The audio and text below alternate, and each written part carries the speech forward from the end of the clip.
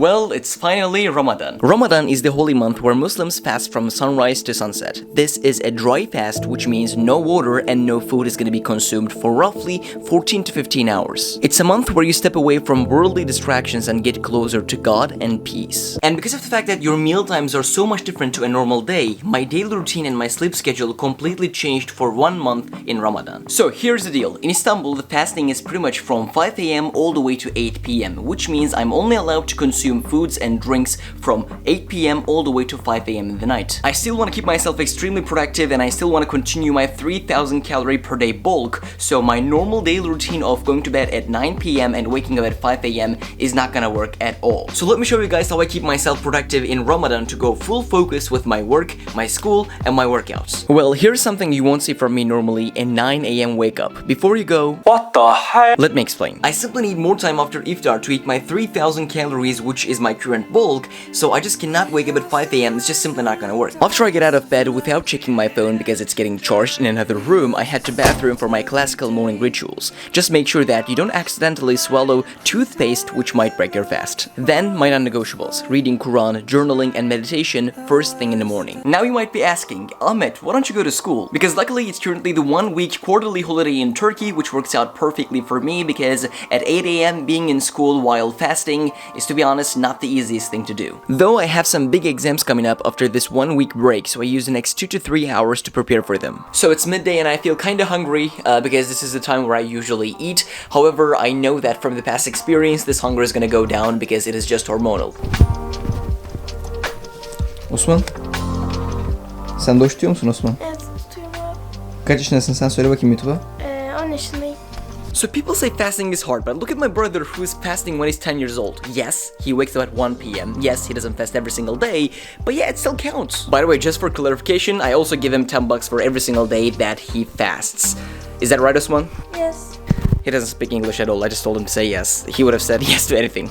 Are you from Afghanistan? Yes. Then I started downloading the footage for this video to my computer, and when I realized that it was gonna take more than probably 40 minutes, I started to do some reading. Finally! After that, I edited the video that you're watching right now until this very second, and when I realized that it was nearly 3 p.m., I decided to leave it where it was and shoot the thumbnail. But you know, it's what you do when you're a YouTuber. So at around 5 p.m., hunger gets slowly bad and it starts to affect your productivity slowly. So instead of pushing myself to be extremely productive in those hours, what I do is simply either I pray because it's Ramadan, or I go and watch YouTube videos that are gonna be valuable for me and I take notes. So the way I personally watch YouTube is, number 1, I only watch YouTube from my phone. Bro, this literally has to be a joke. I'm currently editing the video, guys. I was gonna say there, I only watch YouTube just from my laptop, and I literally said here, I only just watch YouTube from my phone. And number 2, I only watch things that I have already pre-selected before. For example, if I see a nice piece of content, whether that's a podcast or a video, I add to my watch later list.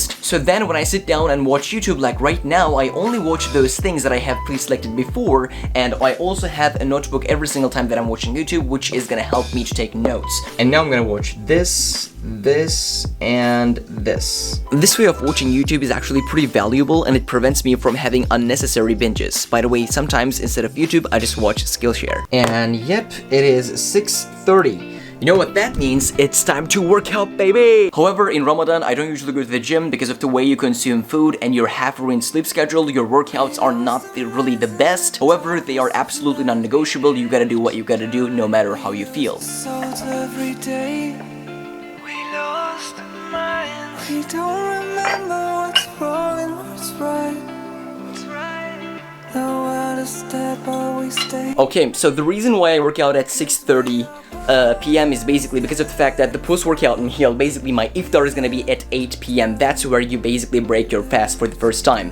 And that means I'm gonna get my workout done, I'm gonna take a shower, and then help my mom prepare with the food and everything, and then eat my post-workout meal, which is gonna be the first meal of the day, Iftar. And the thing is, like, yes, I am tired, to be honest, at 6:30 p.m. Most people at 6:30 who are fasting, they're like kind of out of the game. They don't really want to do much. The thing is, I work out, man. I don't really care.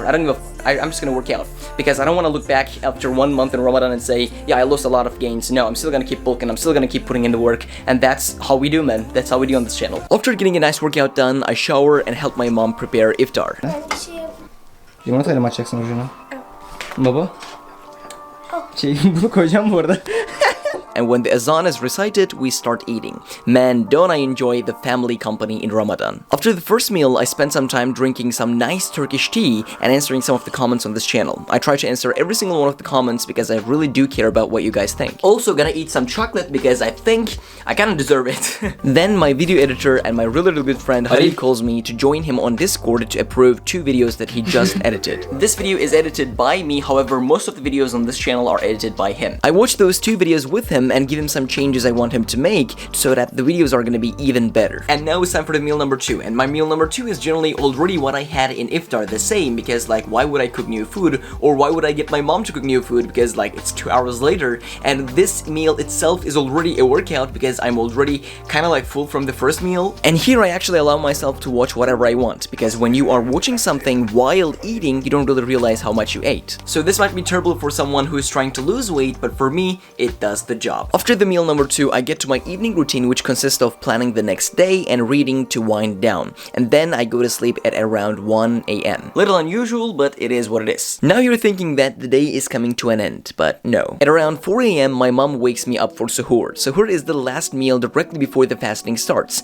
As a deep sleeper, I always have a hard time waking up in the middle of my sleep. However, as I generally don't have that much appetite to eat much in suhoor, I make myself a nice calorie-dense protein shake and force myself to eat to finish the remaining calories for the day. After I brush my teeth, I go to bed again at around 4:30 to wake up at 9 a.m. again the next day to have another amazing day. So, as always, I love you, I support you, keep crushing it, my friend.